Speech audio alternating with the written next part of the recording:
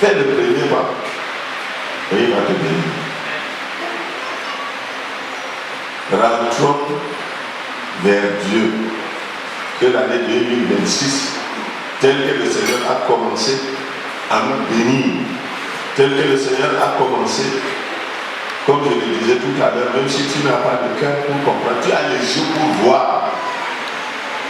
pour voir la gloire de Dieu, pour voir la puissance de Dieu, pour voir la fidélité de Dieu.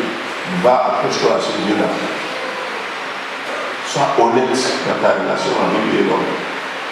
Et tu vas voir comment est-ce que lui, il va faire le reste. Gloire à Dieu. Amen. Je vais commencer par le témoignage de la protection du Seigneur. Il faut que là, c'est déjà pour le Seigneur a veillé sur nous. Nous avons voyagé dans de très bonnes conditions. Et il nous a donné la grâce de passer un bon séjour à nous. Au retour, je crois que c'est après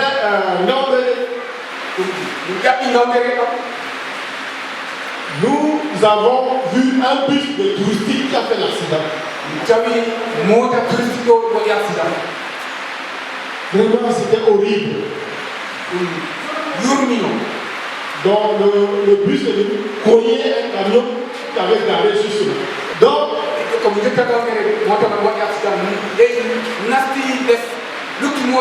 vu quelques corps à terre. Après, nous avons, il fallait appeler parce que notre frère Dagassou était parti prendre dans le bus aussi à touristique. Nous sommes dit que non,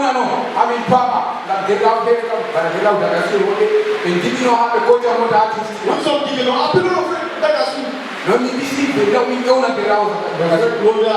Ça ne passait pas. Et on savait que c'était presque au même moment que le bus va se déplacer. On appelle, ça ne dépasse pas. Mais à la fin, c'est passé, le bureau est passé. Le frère a répondu. Nous avons rendu grâce à Dieu parce qu'il n'était pas dans ce but. Donc le Seigneur, le frère Champi, qui était à Koumé, et qui a appelé le frère Edouard, qui est dirigeant de Dan. Le dirigeant à alors le frère Edouard était à l'agence. Et le frère Champi a demandé qu'il achète les billets pour eux deux. Quand il va arriver, il va lui remettre son argent. Il va lui rembourser son argent.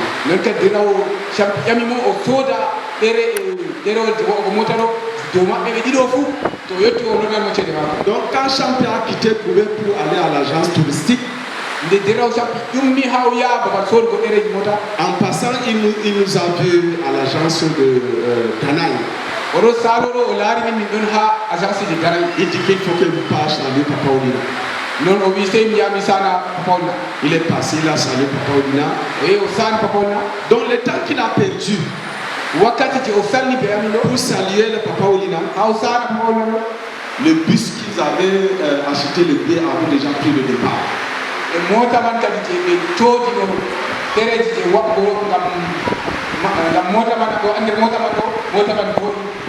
Le frère Edouard aussi dit que tant que mon frère Champi ne vient pas entrer dans le bus, la marche n'entre pas.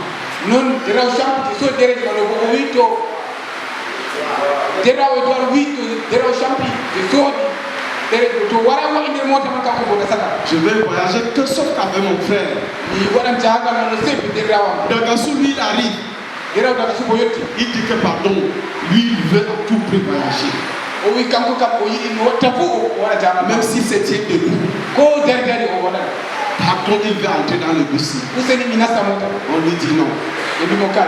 Tu n'entres pas. Et le bus est parti. Et c'est le bus là qui a fait l'accident. Le Seigneur a sauvé nos frères. Gloire à Dieu. Le frère disait que avec le but quinquennal, comme on l'a dit avant notre Il a dit que tu as déjà reçu trop de visites pour qu'on continue à te visiter. Va travailler. Va travailler. Les plaintes qu'on ne nous visite pas, on ne prend pas visite, on ne vient pas chez nous. Ça ne veut rien dire. Ça, c'est les déclarations des personnes qui ne peuvent rien faire. Est-ce que les non-croyants sont punis dans la localité? Pourquoi tu ne vas pas, tu ne sors pas pour aller prêcher, gagner les âmes et nous dire que viens voir les exploits que nous sommes en train de faire? Vous voulez seulement qu'on vous visite, vous, cercle restreint, pour vous dire quoi d'autre que vous n'avez pas, qu'on ne vous a pas dit jusqu'à présent. Dites-nous que vous avez gagné tout un village. Venez voir, on va venir. Que vous avez gagné 10 familles, venez voir, on va venir. Pourquoi nous inviter de venir voir ce qui n'existe pas? C'est vrai, il a dit avec une certaine naïveté. Il se disait peut-être que c'est comme ça que l'argent de Dieu doit être géré. Que l'argent de Dieu, c'est l'argent du pasteur. Et il peut le disposer comme il veut. C'est la personne. C'est très grave ce qu'il a fait.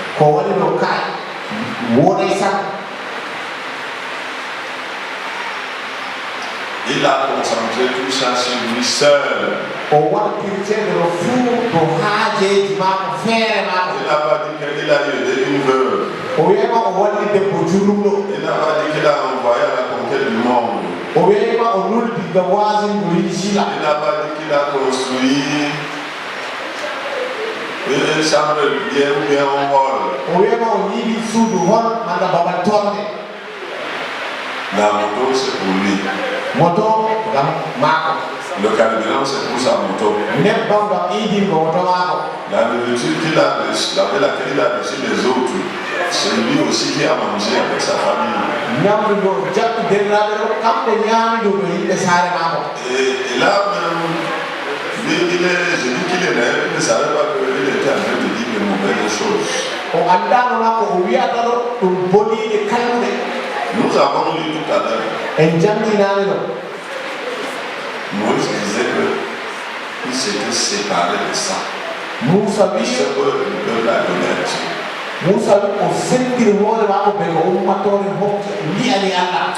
Le fait que je relève tout ça parce qu'il y a beaucoup qui volent l'argent de Dieu.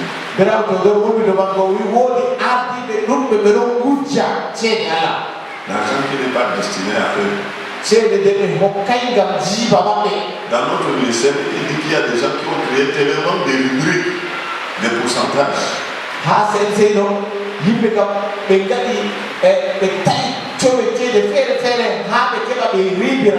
Des pourcentages. C'est un pourcentage que ça va dans leur poche.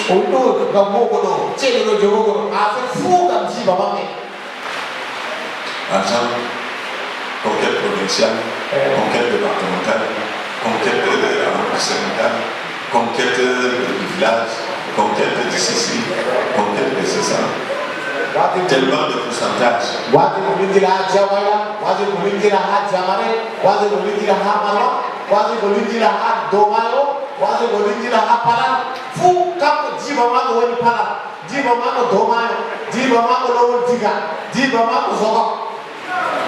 Tout ça, ça entre dans son compte. L'argent de Dieu ne se gère pas comme ça. C'est à cause de tout ça que le fait de l'homme des actions pour nous sortir de la malédiction, de la mauvaise gestion de l'argent de Dieu.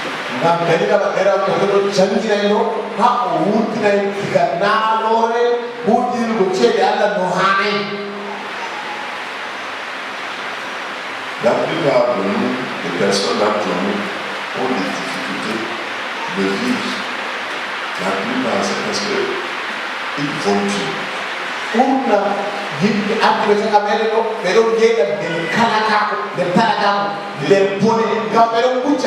Nous ont transformé l'argent de Dieu en leur argent. Ils décident qui aider, qui donner l'argent pour les voyages. Et ke suba moy be wannata moy be dokkata cede ngam jahale Et ça crée donc des problèmes. do wadama muskilaji saka yimɓe do wadda luural nder église aɓe Comme il disait une fois, bawɗo ɗum wiya yimɓe feere comme le rôle que nous avons construit, là, Dieu bénéficie quoi de ça? o wi suudu on e yiɗi ɗo suudu église aɗo riba allah ha ɗo ɗum ɗume Elle a pas de Dieu dedans. to yittiɗa allah ton C'est pas nous qui nous sommes réunis là-dedans.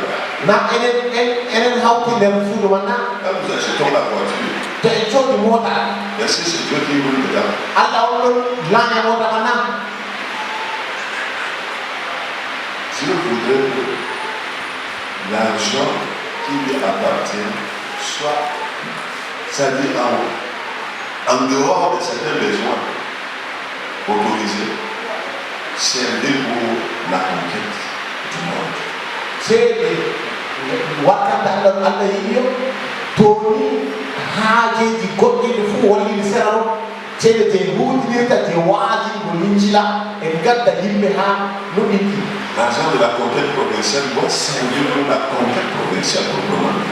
to ɓe mbi ceede ɗo je waaji mo lincila nder province spirituel ɗo sikfa kamɓe hutinirta ceede ma ngam ko ɓe mbiɗo Si c'est la conquête du département, il faut que cette alliance soit vraiment utilisée pour la conquête du département. to ɓe mbi ceede ɗo waaji mo lincila nder département c'est là ɓe hutinirta ceede man ngam waaju lincila nder département Ce n'est pas que je suis provincial, bon, tout l'argent de la conquête, là, on me donne, je mets dans ma poche.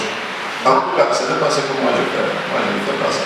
naɓe wi min dirigeant provincial ceede de conquête provincial ɗo mi fiyaɗe jima pa kay migama nambani mi watta Il y a des fois où cet argent, je dis à Paul, reverse ça dans la conquête du monde. Envoie.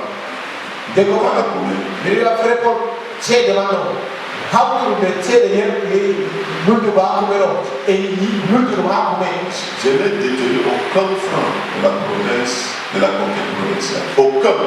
min meɗen sigogo taɗa ɗiɗi nder kuugal programme conquête provincial ɗo Il a voyagé, mais sa femme est là. derawo Paul waɗi jaangal amma debbo mako ɗon Jamais, jamais. min meɗen sam Et ça fait même bientôt 1 an. Je me déplace à mes frères.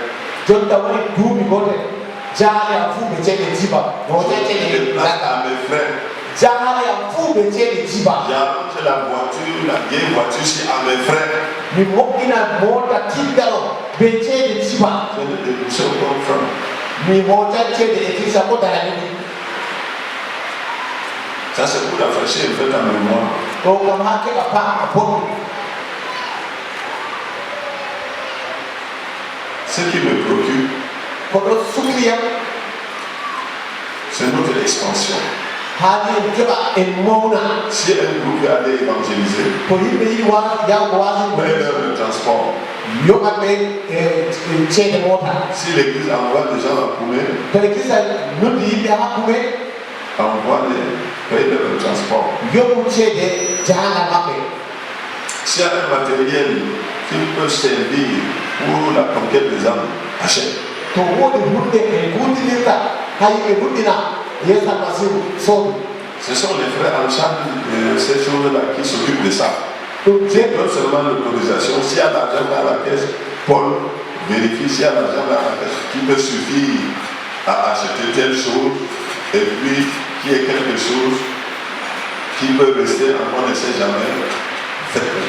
to yimɓe wi ɓe yiɗi ceede ka waasi ko wintira wiya frère Paul laame ha kismaɗo ceede ɗon nan dede dokkaɓe e lutta seɗɗa nder kes dera on hokka deriraɓe ma kamɓe ɓe jaa ɓe cooda hunde ma namin yaɗa ɗumode kaynaɓa ni Quand on présente un besoin, to ɓe mbinda haaji si ce besoin-là n'est pas urgent, to haaje man ɗo yaway si ce n'est pas une priorité, to nani en mari haaje man jonta jonta je dis laissez. wiya kay acce Si tu ne crains pas de dépenser l'argent de Dieu, to a ɓuuray majjingo ceede allah tu ne crains pas la mort. donc a hulata waade ko Tu ne crains pas la mort. to kam ko waade ko hulnatama Et la mort, c'est à plusieurs niveaux, ce n'est pas seulement la mort physique. Hein. e haɗa maygono naayo a mayaɗe ɓuytande kaayi woodi mayde kamɓe feere feere Dans ce que j'ai fait l'effort de noter ici, il dit, lorsque tu donnes à Dieu, Dieu ne te bénit pas seul. Il bénit toute la communauté. Il bénit ta famille. Il bénit ton entourage, ton environnement. Tes enfants sont bénis. Tes enfants sont bénis. Quand les gens pensent qu'en donnant à Dieu, je donne seulement juste pour me sauver de la colère de Dieu, ce n'est pas ça. Comme ça, ça veut dire que tu donnes par peur d'être frappé, mais pas par amour pour Dieu.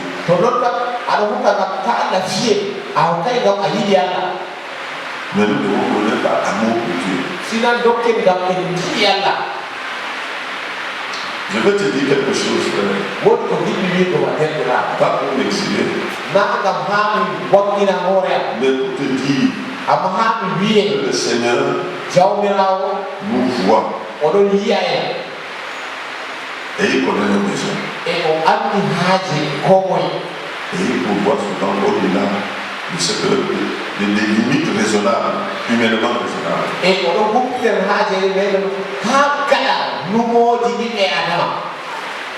Ça fait il y a plusieurs années,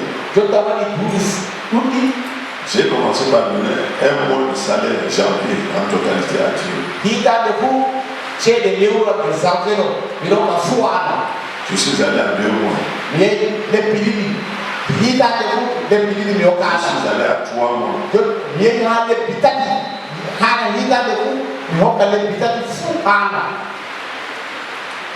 Pas de manière différenciée. Quand je commence, par exemple, j'ai commencé cette année, octobre, novembre, décembre, et comme janvier, je donne janvier 6 sur 4 mois. Octobre, novembre, décembre, peut-être que quelqu'un d'autre va croire que bon, ses enfants travaillent, c'est peut-être tout ça. Il n'y a rien à voir avec ça.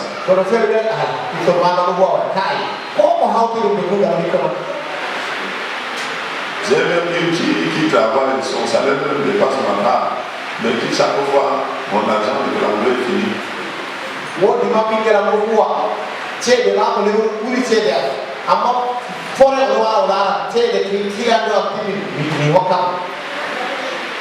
Frère, j'ai le moïse à la maison qui peut me finir l'année. Frère Zéra, j'ai mon moyen chez toi combien? Il est où? J'ai 11 ça. Papa, comment m'a donné? J'ai acquis un champ là-bas, j'ai donné l'argent pour qu'on travaille, on a travaillé. Ce n'est pas que j'ai demandé au frère, utilise ton argent. J'ai envoyé mon argent, l'argent de l'engrais, l'argent pour le travail. J'ai mes 11 ça là-bas.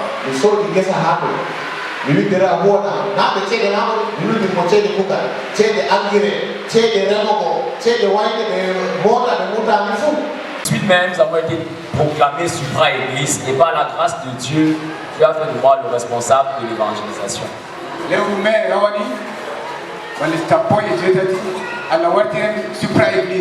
Et nous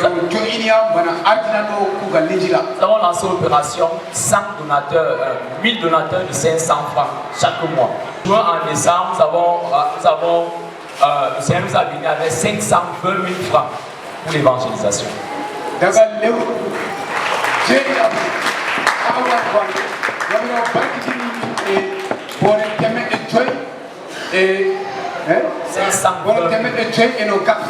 avons acheté ce baffle à 180 000. Un nouveau laptop et beaucoup d'autres équipements pour l'évangélisation. Alléluia. Pendant que nous étions à Koumé, ça c'est pour chuter. Concernant la bonne main de Dieu dans ma propre vie. J'ai eu le privilège de présenter le rapport de la province culturelle de l'extrême nord comme je le fais ici maintenant. On dit que ça n'a pas été facile à Koumé, à Doumbi alors. Donc le soir des rapports, je me suis habillé en costume.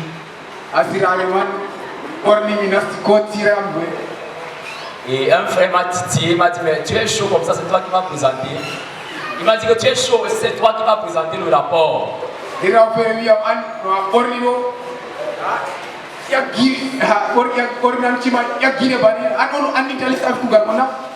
il présenté des suki. Je lui ai dit que comme vous dites rien de moi Satan, je présente le rapport.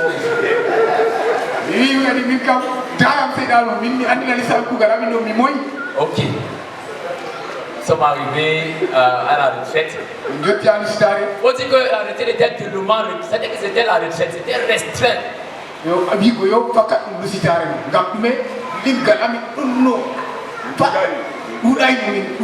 Moi je savais que je suis venu là par grâce, ça dit je suis le porteur de sac de joie, je suis venu là par la grâce de Dieu.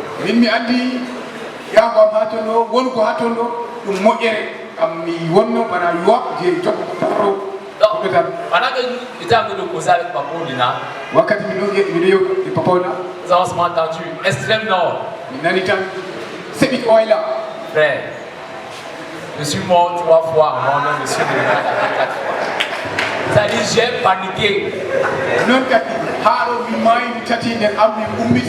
Mais je ne paniquais pas pour moi. Je paniquais pour le pasteur. Si tu me cachais derrière le frère Félix pour commencer à prier, ça dit.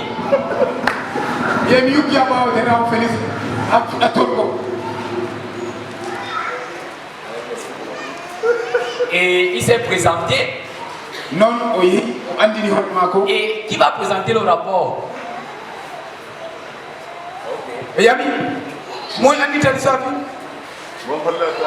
Qui va présenter le rapport de l'extrême nord? On dit Claude. On dit Claude.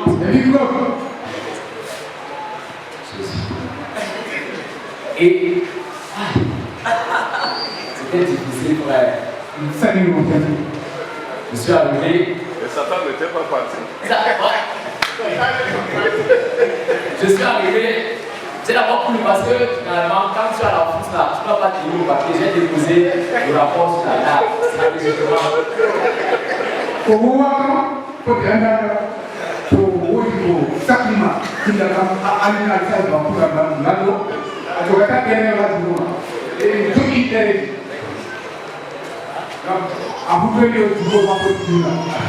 Quand je lève mes yeux comme ça, frère, c'est pas moi que j'ai vu le papa Nicolas à quoi?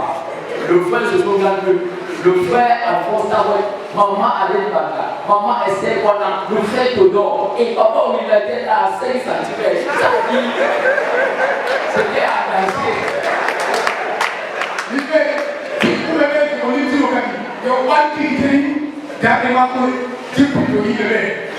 Papa Nicolas, papa,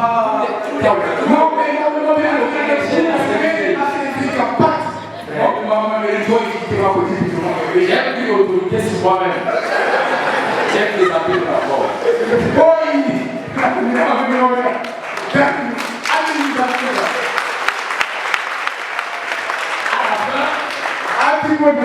Je ne savais pas ce que je savais même ce que j'ai dit. J'ai dit papa, il a dit que je ne sais pas papa, tu vois,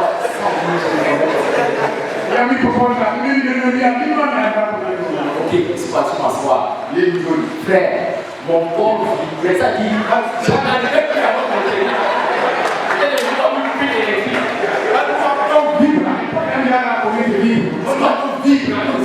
C'est pas tu m'assois. Je ne peux plus, je ne comprends pas encore.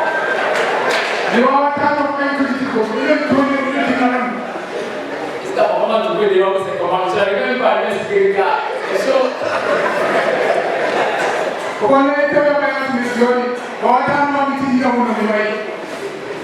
Et bon, Gloire à Dieu. Je crois que c'est juste une nouvelle promotion. Allez, c'est vraiment là. Comme on est le football de Monogi. Je ne sais pas comment je sais les histoires faire, mais je vais d'abord préparer mon speech. Moi, je ne sais jamais.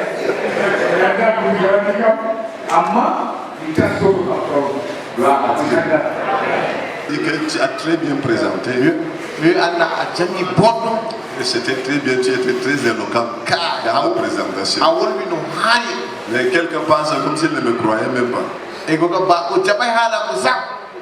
Il est allé dehors. Je ne sais pas quel frère il a attrapé, il vient prier pour moi. Il a arrêté la vie. Je sors pour aller pour faire mes besoins, je le vois là-bas. J'ai dit, mais tu fais quoi là-bas?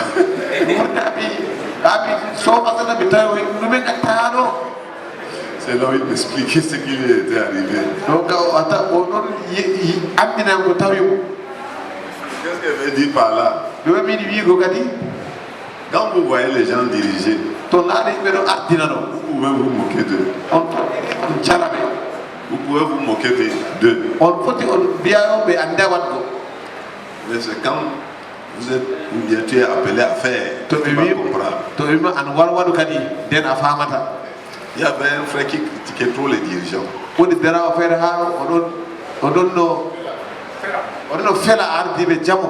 fois qu'un frère dirige, il a toujours à dire.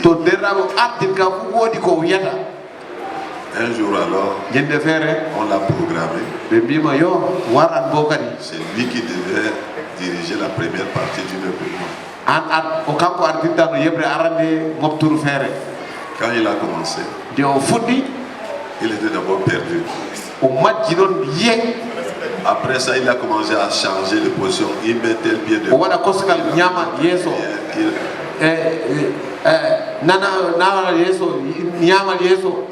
Et il tremblait. Quand il a fini, c'est lui donc qui est revenu vers nous pour nous dire ce qui lui arrivait. Il dit, frère, je n'avais jamais critiqué un dirigeant.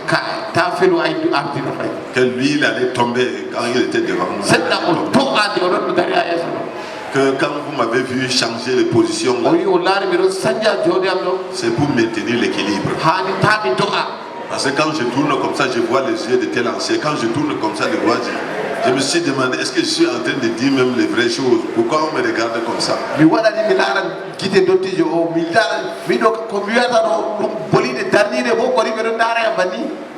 a dit, frère, que le Seigneur te bénisse, c'est la formation. Donc on apprend. Gloire à Dieu. Amen.